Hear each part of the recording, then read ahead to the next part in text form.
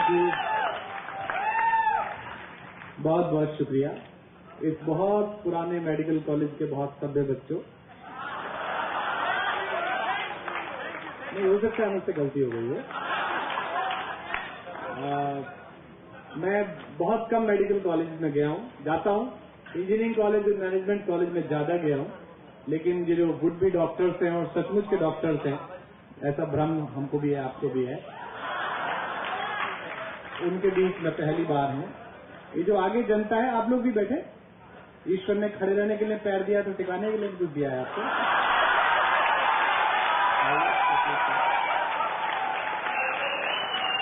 नहीं, डार्विन कहता है कि शरीर के जिस अंग का इस्तेमाल न करो वो धीमे धीमे लुप्त हो जाता है। तो 8 साल बाद आपको अवसर मिला ऐसी आवाजें निकालने का। पता चला कि ये इवेंट 8 साल बाद हो रहा है। 8 साल तक आप शुद्ध डॉक्टर थे। इस बार आपको थोड़ा बहुत मौका दिया सरकार ने कि आप हंस सकें, मुस्कुरा सकें, इसलिए अब पता नहीं आगे फिर 16 साल बाद हो या कब हो, इसलिए ये मान के कि आखिरी मौका है, आज पूरा आनंद लीजिएगा। हाँ, आ जाइए, उधर भी आ जाइए। नहीं, वो उनका आना जरूरी है, तभी तो तुम टिके रहोगे।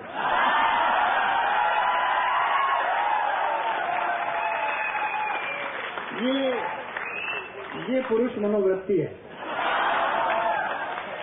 ये एमडी हो जाए, एफआरसीएस हो जाए, सुधर नहीं सकते। हाँ, मरीजों में भी ये अंतर किया करेंगे, कौन से वाला देखना है कि वाली देखनी है।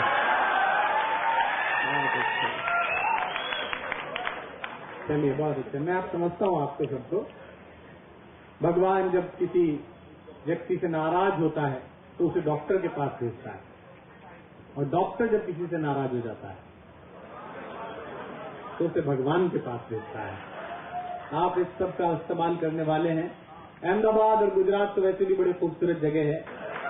आपको बहुत बहुत बधाई, क्योंकि एक गैप के बाद मैं अहमदाबाद आया हूँ। आईआईटी में आया था पीछे, और एक लंबे अंतराल के बाद आया हूँ। इस बीच 2 अच्छी बातें हुई हैं।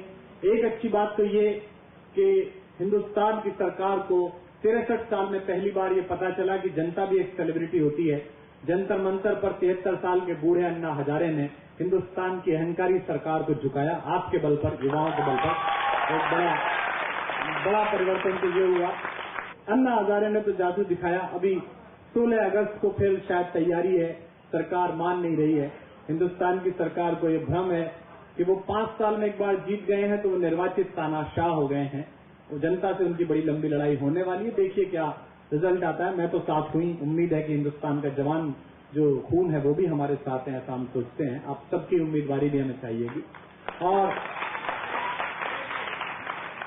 दूसरी बात, अच्छी बात ये हुई पिछली बार से इस बार आने में, कि इस बार एक अंतर बीच में ये हुआ कि हमने दुनिया के सारे गोरों का अहंकार तोड़ते हुए विश्व कप अपने घर में हमने वापस लिया इतने साल बाद। हालांकि अपना वर्ल्ड कप तो मोहाली में ही खत्म हो गया था।